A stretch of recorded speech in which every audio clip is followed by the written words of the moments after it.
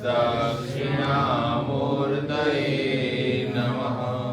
बोलो श्री सच्चिदानंद भगवान की जय। श्री सद्गुरुदेव महाराज। मंगलम भगवान विष्णु मंगलम गरुड़ध्वज मंगलम पुंडरीकाक्षो मंगलायतनो हरि धरणी गर्भसम्भूतं विद्युत्कान्ति समप्रभं कुमारं शक्तिहस्तं च मंगलं प्रणमाम्यहम्।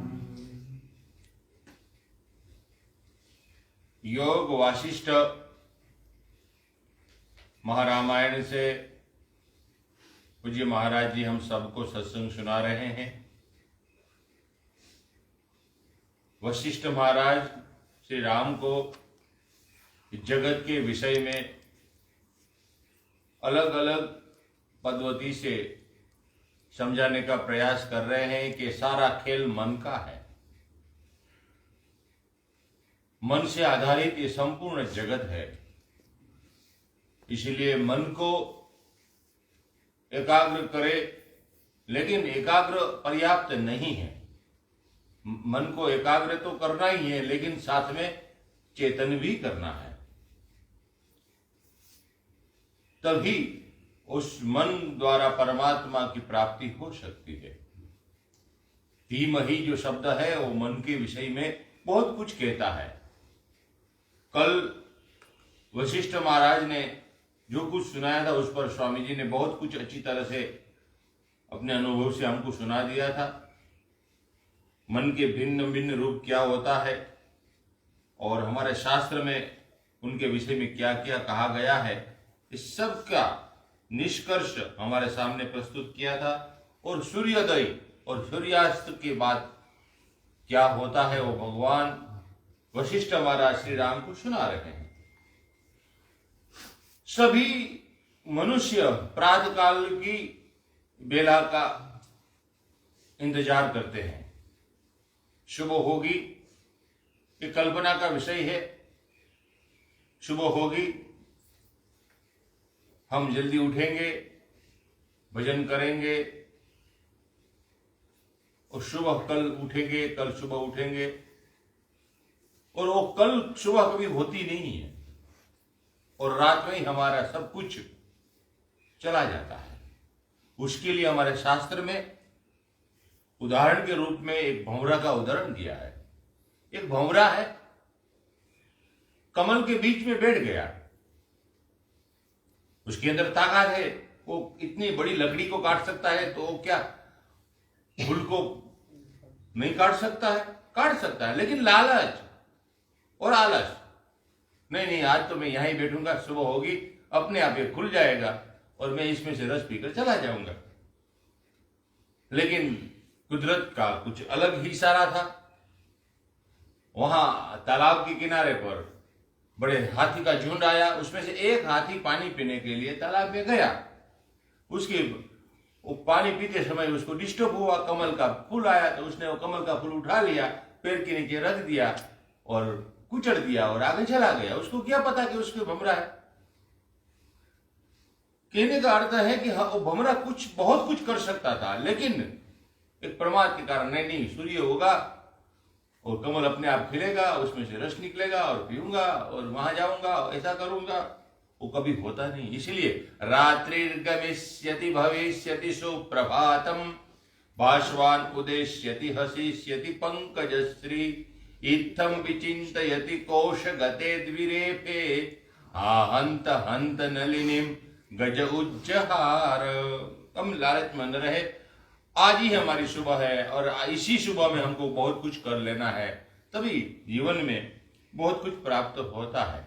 चलिए हम भी सूर्योदय और सूर्यास्त का इंतजार न करके जब जागे तब से सवेरा ऐसा मानकर अपना प्रयत्न करें, अपने लक्ष्य को पाने का प्रयास करें, तभी कुछ प्राप्त हो सकता है। चलिए आगे।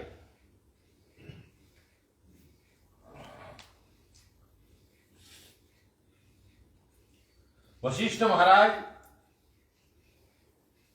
अपने स्थान पर चले गए।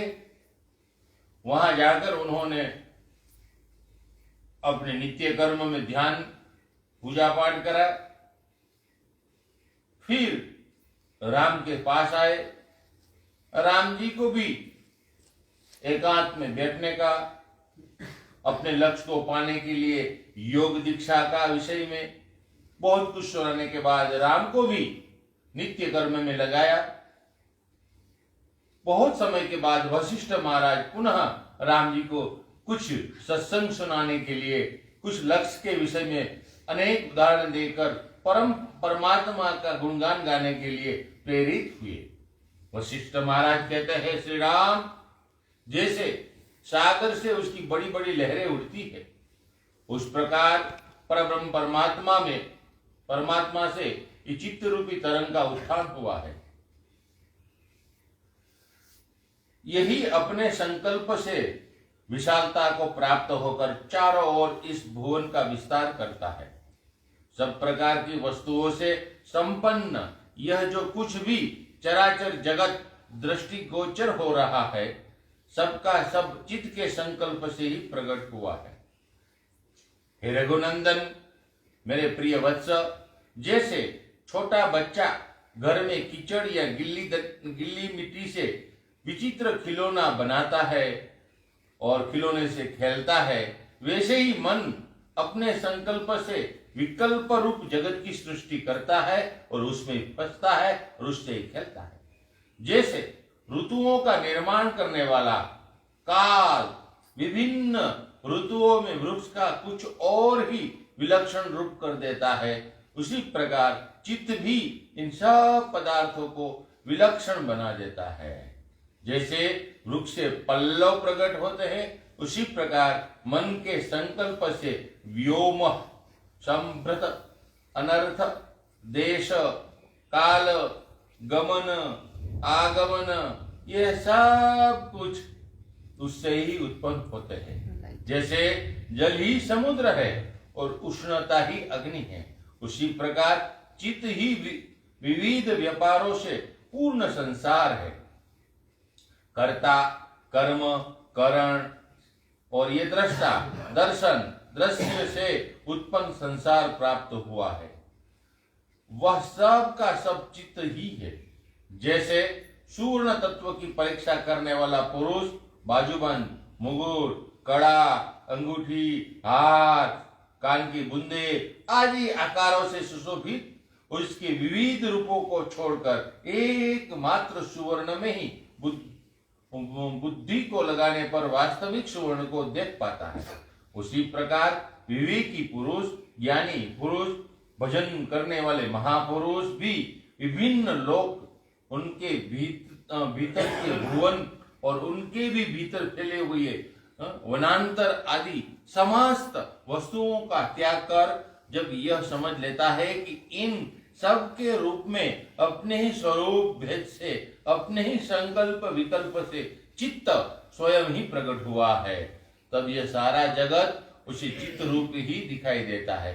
फिर चित्त के सिवा दूसरी कोई वस्तु दृष्टिगोचर नहीं है।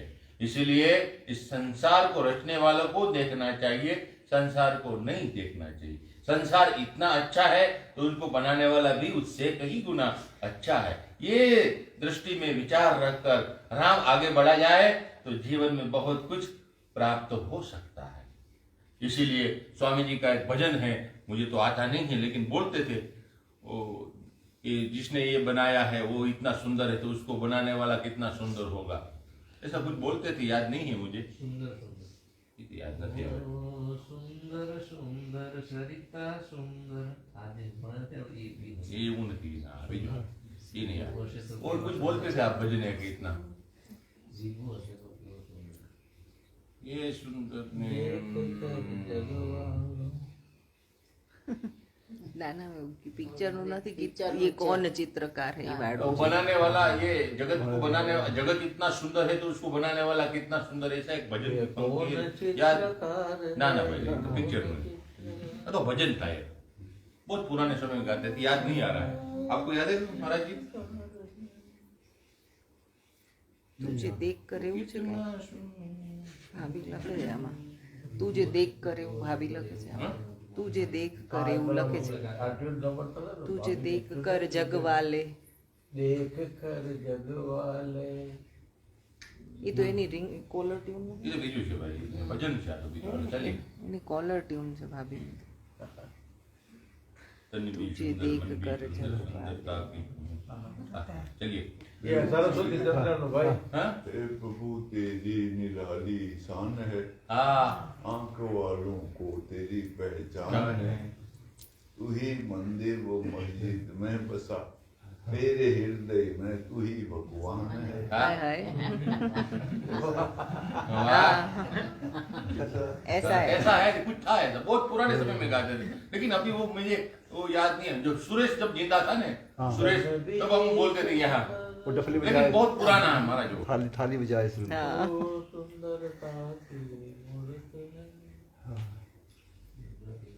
ये सब- एक बार आपने मुझे भी ऐसा भी कहा था, ऐसा करके, तुम मन भी सुंदर, तन भी सुंदर, ऐसा भी कहा था। તમને કઈ નહીં, નતું તને કીધું હો. હમણાં કહેશે, મને ખબર હતી.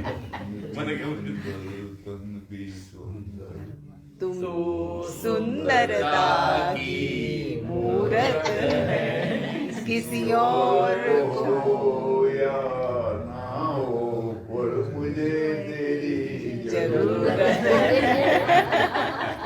सरस्वती चंद्र पिक्चर का. ये तो हरिश्चंद्र या नहीं, सरस्वती चंद्र. सरस्वती चंद्र. सरस्वती चंद्र पिक्चर हाँ, का. उसका गाना है वो, बहुत पुराना। हाँ, उसका हीरो था मनीष, मनीष और नूतन. नूतन था, हीरोइन नूतन. नूतन थी और मनीष था। मनीष था. एक नहीं थे भाई। एक ही पिक्चर में हाँ, है. वही। जैसे बालिका बेतालों का विस्तार करती है, उसी प्रकार अत्यंत तुच्छ कामना रूपी सहस्र दोषों से मलिन हुई मनोवृत्ति जो नहीं है, उस दुख का भी पूर्ण रूप से विस्तार करती है। मनुष्य जीवन में दुख है नहीं, लेकिन दुख का विस्तार करने वाली मनोवृत्ति है। किंतु जो काम रूपी कलंक से मलिन नहीं हुई है, निष्कलंक है, वह मनोवृत्ति महान दुख विद्यमान हो तो भी उसे उस प्रकार क्षण भर में मिटा देती है, जैसे सूर्य की प्रभा अंधकार को नष्ट कर देती है। इसी तरह महापुरुष के जीवन में बड़े महारोग भी तुच्छ समझकर महापुरुष त्याग देते हैं। वास्तविक वो मन का ही खेल है। काम युक्त अज्ञानी चित्त को यहाँ भय नहीं है, वहां भी भय दिखाई देता है। वो अच्छा है, भय है नहीं, लेकिन भय दिखाई देता है। जैसे भ्रम में पड़े पथिक को ढूंढा काट दूर से पिशाच जैसा जान पड़ता है। वो ठूठा होता है, वो पेड़ होता है, सूख गया तो ऐसा लगता है पथिक को, राज को, ओह बड़ा पिशाच आ गया। कलंक से मलिन हुआ मन मित्र में भी शत्रु भाव की आकांक्षा करता है। जैसे नशे में चूर हुआ प्राणी उस पृथ्वी को घूमती हुई देखता है, मन के व्याकुल होने पर चंद्रमा से भी वज्रपात होता जान पड़ता है। हालांकि चंद्रमा सबको सुख देता है, लेकिन किसी किसी को दुख जैसा भ्रम उत्पन्न हो जाता है। विष बुद्धि से भक्षण किया गया अमृत भी विष का काम करता है। मन की उत्कट वासना ही जीव के लिए एकमात्र मोह का कारण है। अतः हे राम, प्रयत्न पूर्वक उसी की जड़ काटकर उसे उखाड़ फेंकना चाहिए। मनुष्य का मन रूपी हिरण संसार रूपी वन की जाड़ी में काम रूपी जाल से आकृष्ट हो बड़ी विवस्था को प्राप्त हो जाता है। जिस विचार से जीव की ज्ञेय पदार्थ संबंधिनी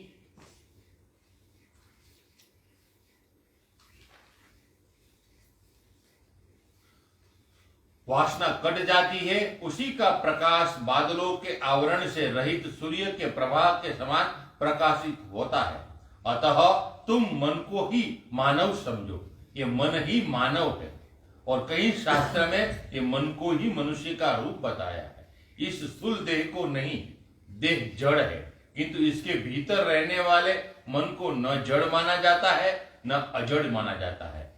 हे प्रिय शिष्य राम, तुम निष्पापी हो, तुम अच्छे हो, हमेशा तुम हंसते रहते हो, इसीलिए मन ने बहुत कुछ तुमको दिया है, उस मन ने जो कर दिया है उसी को किया हुआ समझो, और मन ने जिसे छोड़ दिया है उसी को छोड़ा हुआ मानो।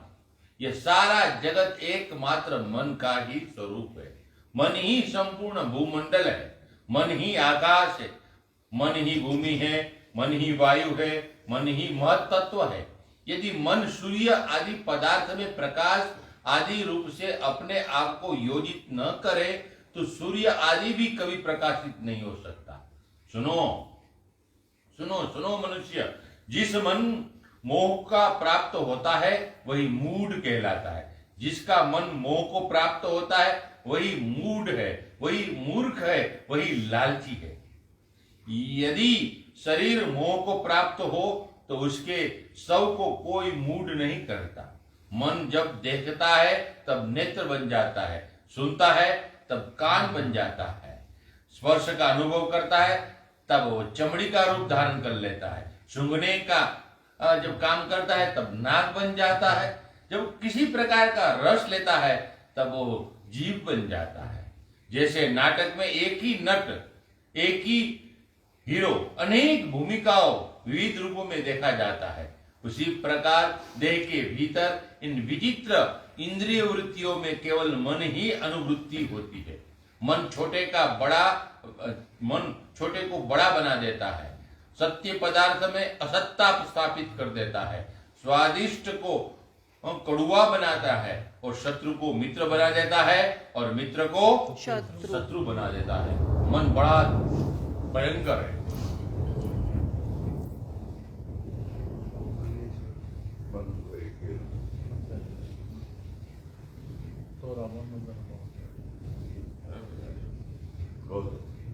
तोरा मन दर्पण कहलाए, तोरा मन दर्पण कहलाए।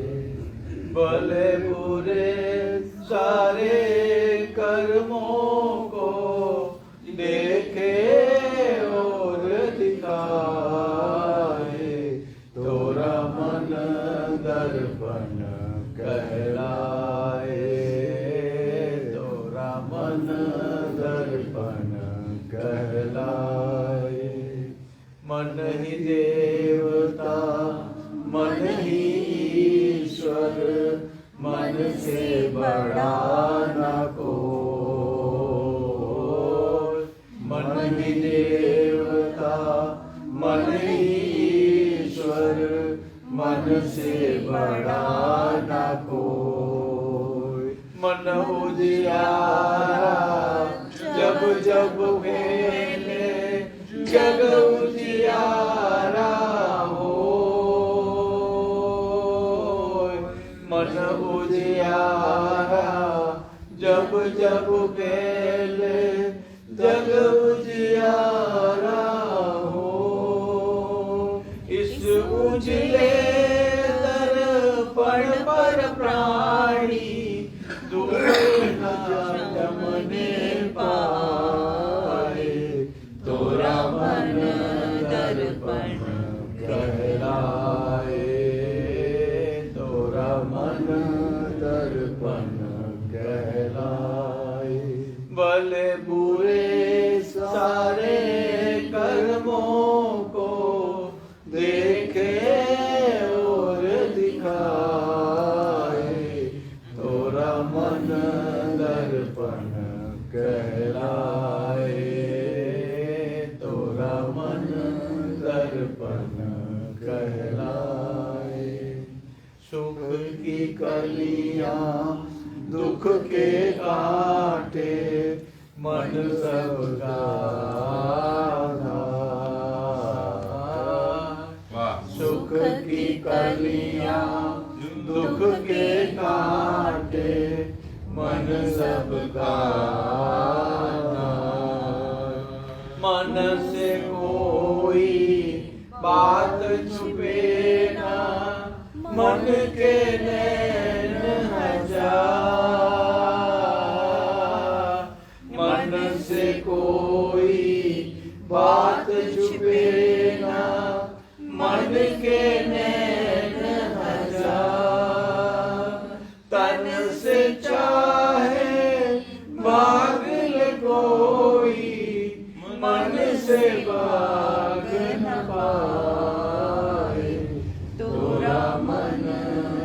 दर्पण कहलाए, तोरा मन दर्पण कहलाए। भले बुरे सारे कर्मों को देखे और दिखाए, तोरा मन दर्पण कहलाए, तोरा मन दर्पण कहलाए। तन की दौलत ढलती छाया, मन का धन अनमोल। तन की दौलत ढलती छाया, मन का धन अनमोल। मन के धन को तन के कारण मत माटी में रोल। मन के धन को तन के कारण मत माटी में रोल। मन की कदर बुलाने वाला मिलता जन्म गवाए, तोरा मन दर्पण कहलाए, तोरा मन दर्पण कहलाए। भले बुरे सारे कर्मों को देखे और दिखाए, तोरा मन दर्पण कहलाए, तोरा मन दर्पण कहलाए। वाह, मन ही दर्पण। मन ही दर्पण। अच्छे कमल बुरे, बोल गया? जैसे दर्पण में हम से अपना मुंह देखेंगे 12 છે ચૈતન્યમ तो લખ્યું जैसा मुंह होगा आमा से ऐसा सुमना। दिखेगा। हम सारी उम्र एक ही मूर्खता करते रहे, दाग चेहरे पर था, हम दर्पण साफ करते કરતે रहे। રહે अब वो क्या होता है, नशे में होगा आदमी तो वो सोचता है मेरा मुंह खराब हो गया तो दर्पण को साफ करे। सब भी ऐसे ही करते हैं, अपने को नहीं देखते बाहर संसार। भाई सही। सोचते हैं ये फलाना गलत है, फलाना गलत है, फलाना गलत है। सबको गलत बताएं तो सही और है। अपने को ही ठीक बताएं। हम्म, अगर अपने को ठीक कर ले तो दुनिया सारी सब ठीक सारा संसार ठीक हो जाए। स्टेटस में भी ऐसा ही आता है। लेकिन वो अपने को नहीं वैसे ही रहना चाहता है। गलत हो तुमको ठीक करना चाहता हो। हर एक आदमी दूसरे को ठीक ठीक करना चाहता है। खुद नहीं ठीक होना चाहता। खुद जैसा है वो वैसे ही कहता है मैं ऐसे ठीक हूँ, मेरा जैसा કોઈ નહીં ठीक। પગ ન પાસે મારો પગ ब्रह्माजी ने तो फटाफट जाते। ओ भागवत में वो आया था ना, नरेंद्र भाई ने बोला था ना ब्रह्मा जी ने बोला ना कि तारा जेवू कोई नहीं। वो ब्रह्मा वो ऐसा है, हाँ। ब्रह्मा जी मनुष्य को के कान में गुप्त बात करी, सबकी गुप्त बातें करी, ऐसा कहता है कि तुमको सबसे अच्छा बनाकर भेजता हूँ, किसी को मत बताना और मैं किसी को कहूंगा भी नहीं, लेकिन तुम सबसे अच्छे तुम ही हो। वो सब मनुष्य के कान में बोल के भेजते हैं, तो वो सब मनुष्य के मन में भ्रम है और ऐसा लगता है कि सबसे सुंदर दूसरा भी सुंदर हो सकता है, वो स्वीकार ही नहीं करता। मैं बिल्कुल ठीक ठीक हूँ, बाकी सब गलत गलत है। हर एक यही सोचता है। तभी संसार में सब संघर्ष उत्पन्न होता है। परेशानी होती है। अगर मैं अपने को ठीक करूं तो ये साधुता के दो रूप हैं। एक तो है कि मैं संसार को ठीक करूं, માધવમાં એવું આવે છે वो कभी नहीं होता है। क्योंकि पल पल बदल रहा है सब कुछ, कभी नहीं ठीक होता। दूसरा ये है मैं अपने को ठीक करूं, इसके साथ जुड़ जाऊं, मैं अपने को ऐसा बना लूं कि कोई चीज मेरे को गलत न कर ना लगे, उसके साथ सहयोग कर लो, परिस्थिति के साथ। सुग्राह्य। एक है वो कहता है परिस्थिति सुधारनी है, एक कहता है खुद सुधरना है ताकि परिस्थिति के साथ सुधर जाए। मेल हो जाए मेरा और मेरे को कोई वो साधुता है जो अपने को सुधारता है। समझ में आए? हाँ, हम सुधरेंगे, युग सुधरेंगे। दो भिक्षु जा रहे, तो एक बड़ा झंडा लहरा रहा, खींच के लाना चाहिए। तो एक भिक्षु कह रहा देखो झंडा कैसा सुंदर लहरा रहा। दूसरा कहता है झंडा नहीं लहरा रहा, हवा लहरा रही है। वो कहता है तेरा दिमाग ठिकाना है, देख नहीं रहा झंडा लहरा रहा। बोला हवा नहीं होगी तो झंडा सारा डूब जाएगा, नहीं लहराएगा वो।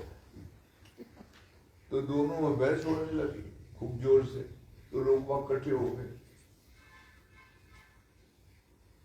कोई उसकी तरफ हो गया, थोड़े उसकी तरफ हो गए। वो कहते ये ठीक कह रहा, झंडा लहरा रहा। वो कहते नहीं ये ठीक कह रहा, हवा लहरा रही, झंडा नहीं। झंडे की क्या हैसियत है लहराने की, कैसे लहराएगा, हवा नहीं होगी तो। झगड़े। फिर एक और भिक्षु आया, वो हुईनेन नाम का बहुत जानकार साधु था, बड़ी लंबी कहानी है उसके पीछे। तो वो आया तो बोला एक और आए महात्मा, इनसे पूछो। वो आए तो बोला महाराज हमारा वो कर दो समाधान। बोला क्या बात है? बोला ये कहते हैं झंडा लहरा रहा और ये कहते हैं हवा लहरा रही, तो आप बताओ। तो उन्होंने कहा न झंडा लहरा रहा न हवा लहरा रही, तुम्हारा मन लहरा रहा। खींच के मारी थी। तुम कौन हो ये सब, क्यों इसमें अपना टाइम बर्बाद कर रहे हो? क्या फायदा क्या होगा ये सब का, इस पर बहस करने से, झगड़ने से? इसलिए तुम्हारा मन लहरा रहा हो, इसलिए तुमको वही नजर आ रहा। तो सबने साधुवाद दिया, साधु साधु वचन, साधु वचन। पुराने समय में जैसे अभी वाह वाह करते हैं, वाह कहते खाली, हाँ। और ऐसे पुराने समय में जब कोई ऐसे अच्छी बात करे, अच्छे काम करे तो उसको साधुवाद कहते थे, साधु वचन। भगवान शंकर को भी साधु बताया है।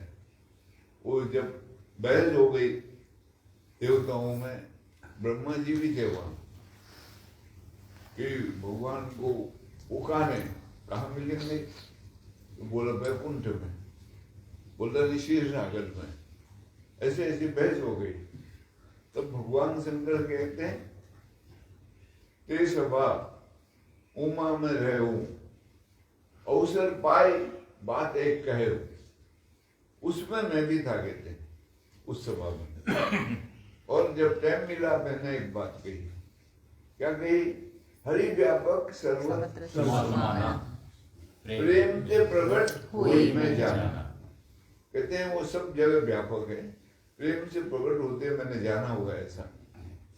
तब साधु साधु कही ब्रह्म बखाना। वाह वाह, ब्रह्मा जी ने कहा वाह, साधु वचन है, साधु महाराज के वचन है ये। हाँ, ऐसा भगवान शंकर को साधु की उपाधि मिली है ब्रह्मा जी के द्वारा। तो इतनी महिमा थी कभी जमाने में साधु की, लेकिन अभी खत्म हो गई, कोई बात ही नहीं हुआ ऐसा। तो वहां भी वो कोई ने इनको बोला कि ये साधु साधु करके सबने पुकारा, साधु भजन चीप बात है महाराजा। ऐसा बहुत सी बातों में होता है। कोई दो महात्मा थे, वो जा रहे थे, बीच में नदी थी, पार जाना था। तो वो जो नाव वाला था वो एक सवारी का 8 आने देता था पार ले जाने। तो उन्होंने कहा महत्वपूर्ण हमको ले चलो यार पार। बोला 2 जने हो? कहा 1 रुपया ले जाओ। बोला हम अब है नहीं। बोला फिर बैठे रहो इधर ही, मैं तो नहीं ले जाता मोहब्बत किसी को। अब वो बैठे थे, शाम हो गई, अंधेरा होने लगा, आखिरी फेरा जा रहा उसका। उसने कहा रुपया है एक दे दो, नहीं तो यहाँ रात को जानवर आएंगे, जंगली खा जाएंगे तुमको। सारा दिन हो गए बैठे हुए, तुमको मालूम है मैंने 1 रुपया निकालो। तो एक महात्मा ने दूसरे को कहा चलो बैठ जाओ। बोला रुपया? बोला मेरे पास है, मैं दे दूँ। तो वो झगड़ रहे थे, पैसे रखने चाहिए। एक कह रहा था नहीं रखने चाहिए, कहता है नहीं त्याग देने चाहिए, सब त्याग जो है त्याग दो। वो कह नहीं कुछ रखना चाहिए। तो वो बैठ गए दोनों। अब पास चले गए, रुपया दे दिया उसने, एक के पास था जो कह रहा था कुछ रखने चाहिए। तो उसने कहा देखा अभी मैं 1 रुपया नहीं रखा होता तो वहीं होते हम, कैसे आपके पास? वो दूसरे ने कहा ये 1 रुपया जी सुबह नहीं त्याग देता तू। तो सारा दिन वहां नहीं इसलिए त्याग में है जो कर रहा हूं। बोला लेट त्यागा तो सारा दिन आने को बिता दिया। सुबह त्याग देना था जब अभी शाम को रात को त्याग रहा। तो वो झगड़ा फिर वैसे का ऐसे रहेगा। ऐसे नहीं होता संसार।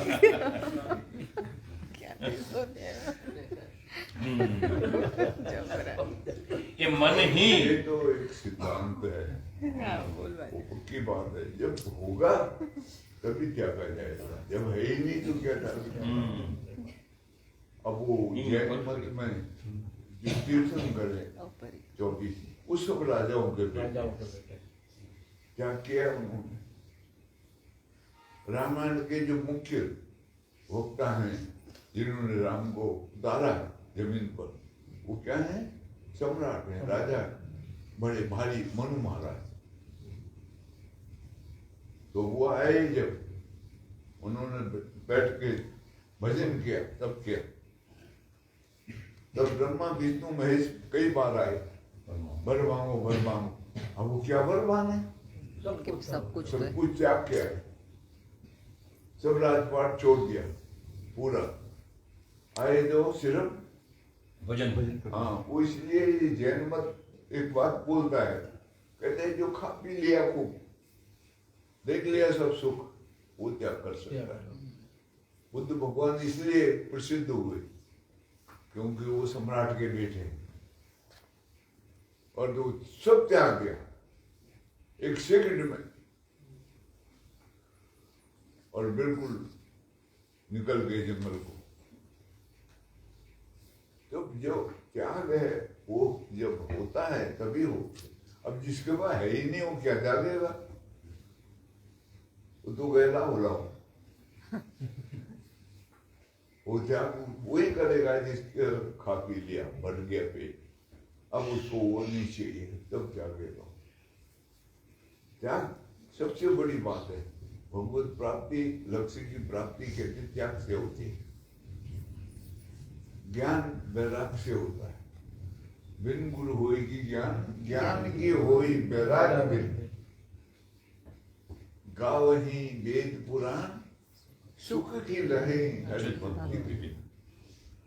बिना गुरु के ज्ञान नहीं, पर वैराग के बिना भी ज्ञान नहीं होगा। टिकेगा नहीं।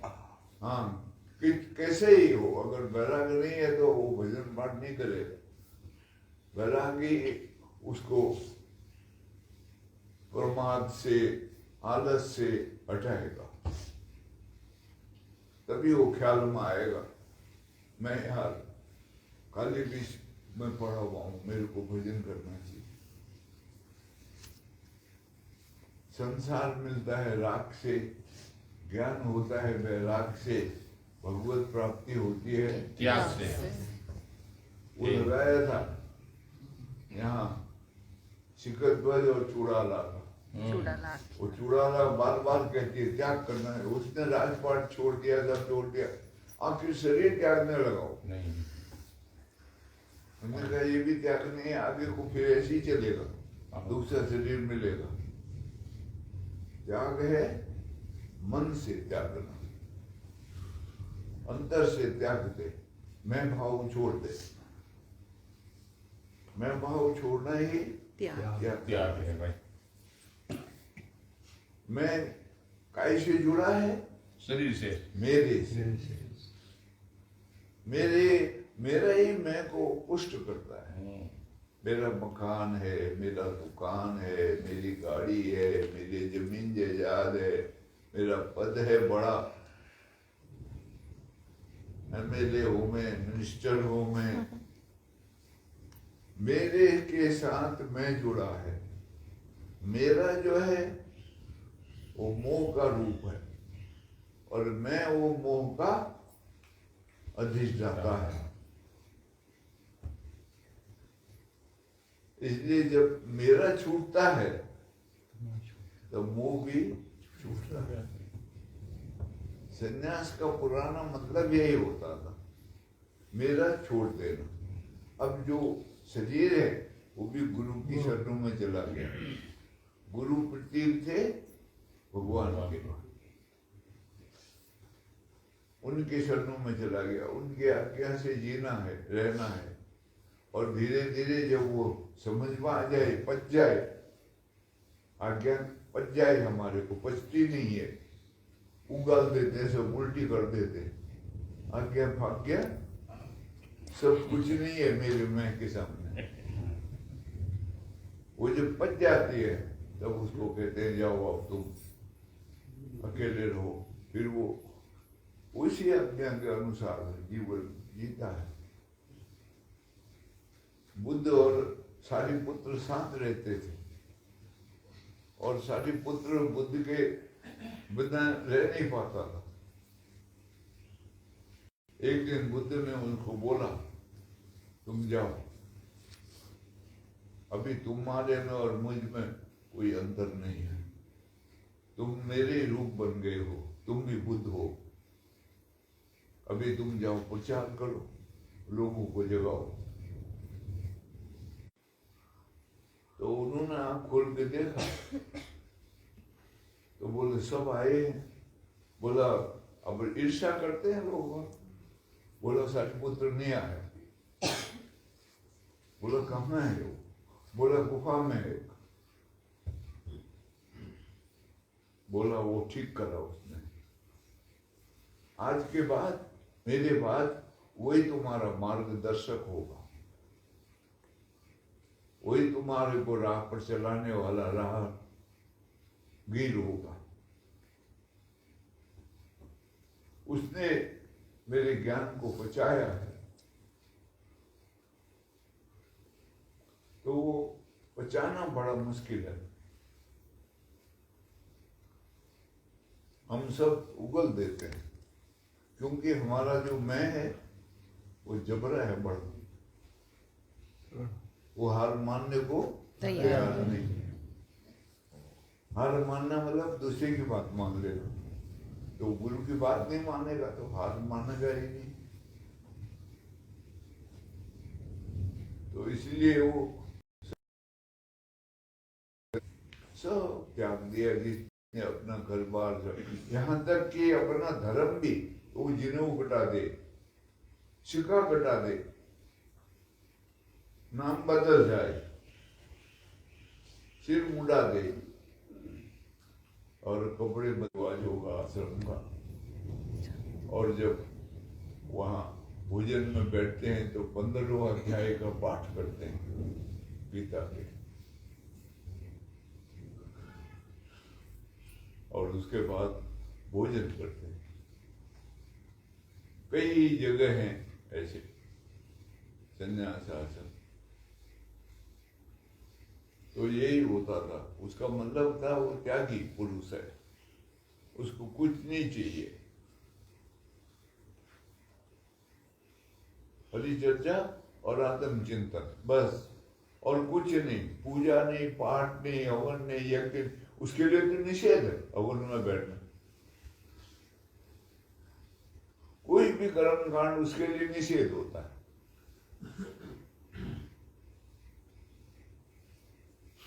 यहाँ एक जगह में गया था, बहुत साल हो गए, ये भी लोग साथ में, वहां वो हवन कुंड कर रहे थे, हवन 108 हवन कुंड में बैठे थे। वो फकीरचंद करके एक वहां बनते, वो करवा ले। मैं उनको मिला, बातचीत हुई, फिर वो गए चलो हवन में। मैंने कहा आप जाओ, हमको हवन करने की मनाही है। कहा क्यों? मैंने कहा ये सन्यास का मार्ग है, और आप, मैंने कहा सफेद वस्तुओं में हो, आपका फर्ज बनता है ये सब कुछ करना, हमारा नहीं है। तो वो आदेशपुरी में दाऊदने का सन्यास को मना है, बहुत से महात्मा नहीं करते। तो वो नाराज हो गया मेरे से, अब यहाँ ये है। मैंने कहा ये तो प्रवचन के लिए बुलाया इन्होंने, तो आया हूँ यहाँ, ये हवन करने के लिए नहीं आया मैं। तो लेकिन वो गुस्सा करके वो, तो अब पता नहीं है उसको, खबर नहीं है, वो शास्त्र का तो पढ़ा ही नहीं है वो, तो इसलिए मना है। कोई भी कर्म कांड करने की निषेध है उसको, सन्यासी को। तो सिर्फ आत्मचिंतन करेगा और हरि चर्चा। हरि चर्चा भी ज्यादातर चतुर्मास में करते हैं। वैसे कोई मिले, उसकी जिज्ञासा हुई तो उसको सुनाए, अगर कुछ जानता है तो उसको सुनाए। गूढ़ तत्व नहीं साध दुराई, आदत अधिकारी जो पावनी। गूढ़ से गूढ़ भी रहस्य नहीं छुपाते हो, लेकिन वो अधिकारी हो, आर्त अधिकारी है, बहुत उसके अंदर भाव हो, जिज्ञासा का, तब ऐसा विधान है। त्याग का महत्व है बड़ा भारी, सभी कुछ त्याग में ही है। जिस दिन पूर्ण रूप से अहम भी त्याग दिया जाता है, भगवत चरणों में समर्पित हो जाता है सारा कुछ, उस दिन भगवान और वो एक ही हो जाते हैं। न कुछ था तो खुदा था, न होगा कुछ तो खुदा होगा। बिगाड़ा मुझको मैंने, न होगा ये मैं तो खुदा होगा। बस ये मैंने ना स्मार रखा है।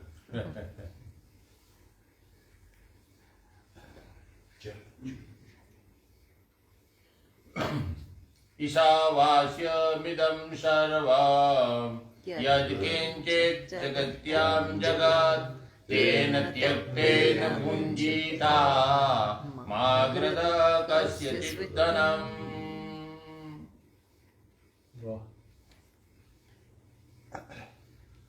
राम जी मन बड़ा सत्य को भी असत्य करने वाला और असत्य को भी सत्य बनाने वाला है, और लोग इसमें ही लगे हुए हैं। यदि भगवत स्मरण आदि मनोहर मनोवृत्ति का उदय हो तो रौरव नरक का दुख भी सुख के रूप में परिणित हो जाता है। याद रखे राम, ये स्मरण, भगवत स्मरण से बड़ी कोई वृत्ति नहीं है। इसीलिए राम बार बार एक बात का स्मरण रखे कि भगवत स्मरण ही दुखों का नाश करने का एकमात्र उपाय है, जिसे कल सवेरे राज्य मिलने का विश्वास है, वह यदि कारागार में अच्छी तरह बंधा हो तो उसका यह बंधन दुखद नहीं होता, उसके लिए यह बंधन भी सुखद होता है। बहुत अच्छा लिया भाई, बहुत बढ़िया। मन के जीत लिए जाने पर सारी इंद्रियां स्वतः वश में हो जाती है। हे राम, इस मन को समझो, इस मन को अच्छी तरह से समझो। सर्वत्र विद्यमान स्वच्छ निर्विकार चैत्य सम सूक्ष्म साक्षी स्वरूप संपूर्ण पदार्थों में अनुगत, पदार्थों से अभिन्न तथा चिन्ह मात्र रूप जो आत्मसत्ता है, उससे उपलक्षित जो वाणी आदि सब क्रियाओं से रहित ब्रह्म है, उसे भी यह मन देह के तुल्य और जड़ बनाकर अंतःकरण में काम संकल्प भ्रांति से और बाहर पर्वत नदी समुद्र आकाश नगर आदि की लीला से युक्त हो व्यर्थ घूमता रहता है। इसलिए मन को चैतन्य बनाने के लिए ही मनुष्य का सारा जीवन लगा देना चाहिए। और मन जब चेतन बनता है तभी नदी समुद्र आकाश भी परमात्मा का रूप बन जाता है, जड़ भी चेतन बन जाता है। इसीलिए हमारे शास्त्र में एक श्लोक है, वो श्लोक आज मैं बोलूंगा आपको। वो कपिल मुनि ने गाया, बहुत अच्छी है, कपिल मुनि ने बहुत अच्छी राग से गाया है, उसको आता है ये श्लोक, वो मैं सुनाऊंगा शाम को वहां नीचे आपको। लेकिन वो श्लोक बहुत अच्छा है और मैं कई साल से बोलता भी आया हूं, लेकिन पूरा मुझे पता नहीं था। एक पंक्ति मुझे याद थी, लेकिन आज पूरा आया तो मैंने लिख लिया और बहुत लोगों को भेजा भी, जो जिसको चैतन्यम सुमनम मनम मन मनम मानम मनम मानसम माया धाव धवम धवम धव धवम धावम धवम माधवम श्वासः सार सरम शरम शर सरम सारम शरम वासरम कैलासाधिपते भवम भवम भय भवम भावम भवम संभवम। ये शंकर भगवान ने मन को कैसे जाना और वो मन को बाहर निकालने के लिए इतने प्रयास नहीं किया। वो कहते थे मुझे अंदर रहने दो, बड़ी मुश्किल से मन को बाहर निकाला, ऐसा वो श्लोक और महाराज जी इसके इतिहास भी हमको सुनाते हैं। और ये आवाज से गाया है ये श्लोक, लेकिन बहुत अच्छी आवाज है उनकी, कपिल मुनि की।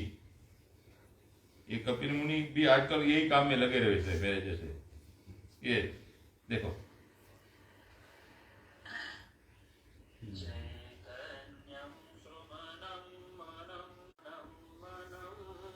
वामनम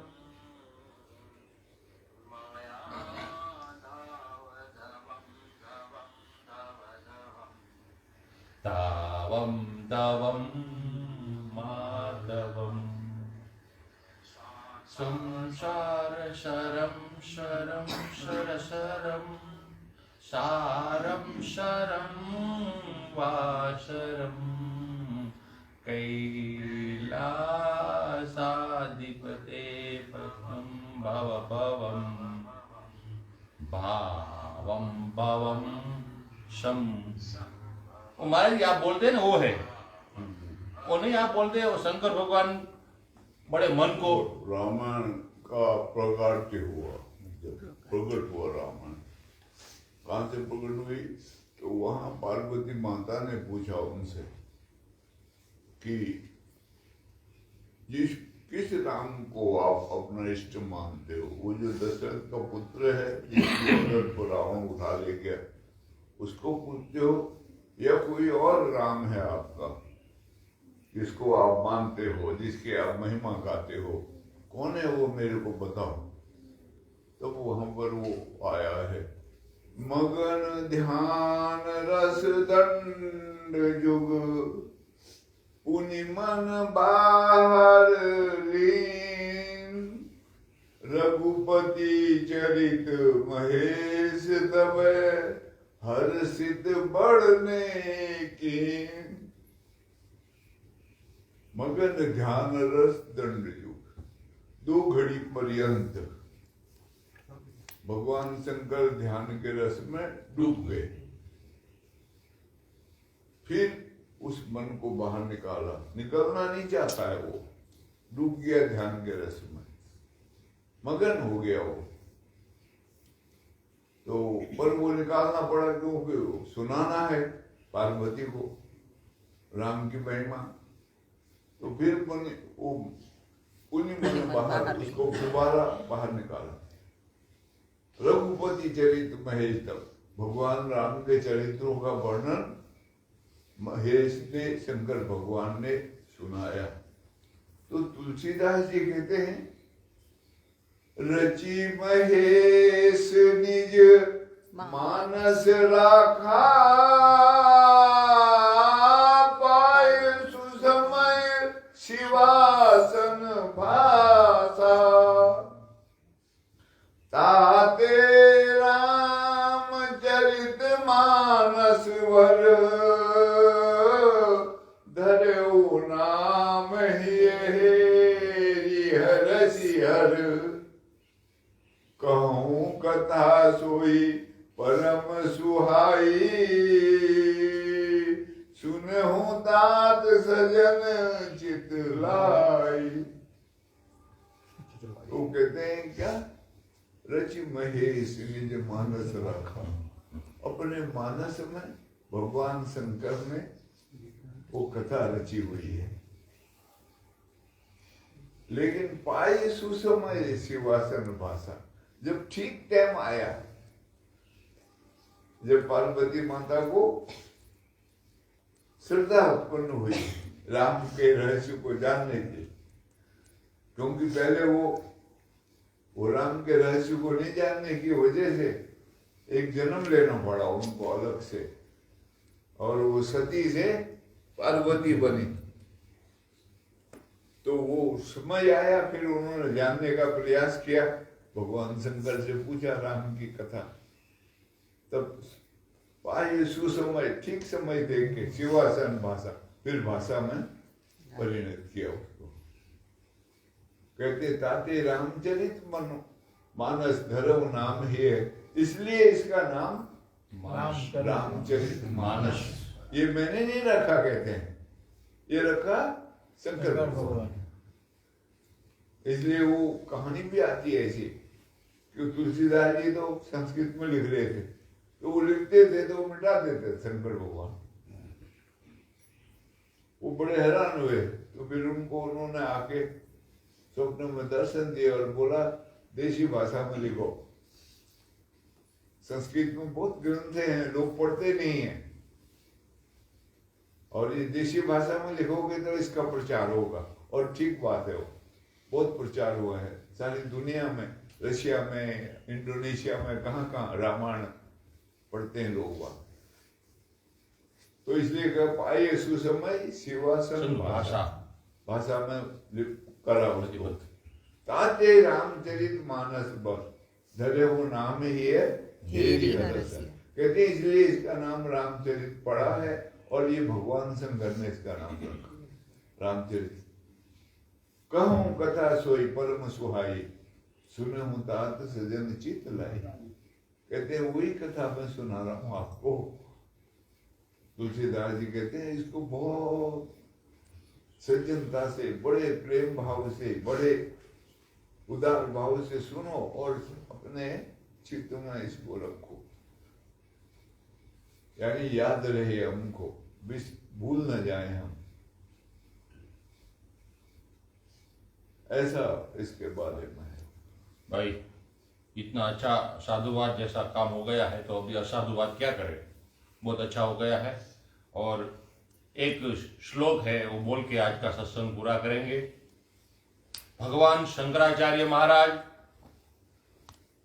सब का निषेध करते हुए पूजा पाठ हवन दान पुण्य, एक दिन उसको याद आया कि जगत भूल जाएगा, ये भी नहीं करेगा भजन पाठ और पूजा पाठ भी नहीं करेगा, ये तो खला मनुष्य मात्र ऐसा आलसी है जन्म से ही, न करेगा ध्यान भजन करेगा, न तीर्थ यात्रा करेगा तो काम खराब हो जाएगा, मैंने ऐसा तो कर दिया। तो एक दिन वो शंकर भगवान के सामने बैठे और शंकर भगवान ने उनको दर्शन दिया, और उन्होंने एक मानस स्तोत्र बनाया, उनका नाम रखा शिव मानस पूजा। शिव ओम शिव मानस पूजा। देखो नाम ये बड़े साधुवाद जैसे है, और ये खोज करे तो इसमें बहुत कुछ मिल सकता है, लेकिन वृत्ति हमारी हो ऐसी तो शिव मानस स्तोत्र और राधु को बहुत अच्छा श्लोक आता है, पूरा मुझे नहीं आता है, लेकिन उसमें से 2-3 श्लोक मुझे आते हैं। स्तोत्र 7 है, लेकिन श्लोक बहुत ही अच्छे अच्छे श्लोक है, और उसमें से एक श्लोक स्वामी जी ने ओंकारेश्वर में लिया था। शिव मानस पूजा का एक श्लोक हमने ओंकारेश्वर में लिया था, वो श्लोक बोल के आज का नहीं, पहला श्लोक बहुत अच्छा है, वो उसमें मानसम आएगा। रत्नै कल्पितमासनं हिमजले स्नानं च दिव्यांबरम, ये है। और उसका जो 5वां श्लोक है वो है आत्मा त्वं गिरिजामति सहचरा प्राणा शरीरं गृहं पूजाते विषयोपभोग रचना निद्रा समाधि स्थिति संचार पदयो प्रदक्षिण विधि स्तोत्राणि सर्वा गिरो यद् यद् कर्म करोमि तदखिलं शंभो तवाराधनम्। ये श्लोक चला था ओमकारेश्वर में, और मुझे बहुत अच्छा लगा था, और महाराज जी ने उस पर जो विवेचन दिया था और बहुत अच्छा, और प्रणवानंद जी महाराज जी ने भी इस श्लोक पर बहुत अच्छा विवेचन दिया था, याद रखें आप। प्रणवानंद जी महाराज ने भी उसने पहले बोला था, बहुत ही अच्छा बोला था, उसका फिर वो मैंने बोला था, लेकिन उनका मुझे याद है बहुत ही अच्छा शास्त्र संगत वाला दिया, बहुत ही अच्छा, बहुत ही अच्छा। अब ये महापुरुष की वाणी है, किसकी है? शंकराचार्य। अब वो कहते हैं क्या है, आत्म रूप से सब एक ब्रह्म ही है, भगवान ही है सब, और जो हमारी बुद्धि है ये पार्वती माता है, और जो प्राण है ये दोस्त है हमारा, सहचर मित्र। इससे बड़ा कोई मित्र नहीं है, इससे बड़ा कोई बुद्धि और आगे नहीं जा सकती है, पार्वती को बताया है। तो वो उनकी वो है, वो कहते हैं मैं जो चलता हूं तो परिक्रमा होती है, और जब सो जाता हूं तो समाधि समाधि होती है। अब ये अवस्था है उनकी। अब जब भगवत तत्व हमारे अंदर विराजमान हो जाएगा तब स्वाभाविक है हम जो भी क्रियाक्रम करेंगे, जो भी कर्म होंगे हमारे हाथ से, ये फिर क्या होता है, एक इंस्ट्रूमेंट बन जाता है। हम करता नहीं रहते हैं, कोई करा रहा होता है हमसे सब काम, उसी के द्वारा संपन्न हो रहे होते हैं। हमारा जो शरीर है ये शुभ कार्य में लग गया समझो, कार्य संपन्न होते हैं, हम कोई कर्ता नहीं होता है उसमें, जो होता है वो क्रिया जो कलाप है वो सब भगवत। इसलिए साधु संत गुरु महाराज के बारे में बोलते हैं कि ये और वो लाते थे और वो हम बैठ के भजन करते थे और करते थे। तो एक दिन आग लग गई एक तरफ से, और वो आए जब तो देखा आग लग गई। नहीं महाराज एक तरफ से इधर से ले आओ, वहां से लेके इधर लगा दी झोपड़ी में अपने हाथ से, और नाचते नाचते चल पड़े। लोगों ने बोला क्या कर रहे हो, आपकी तो झोपड़ी जल गई और नाच।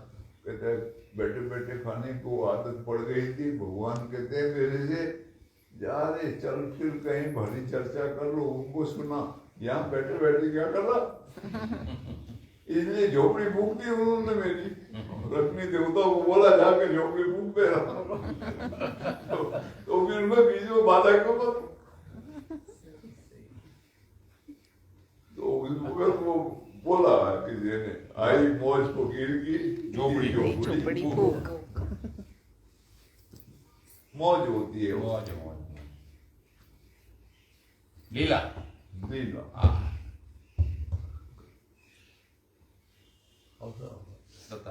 बता रहा मैं।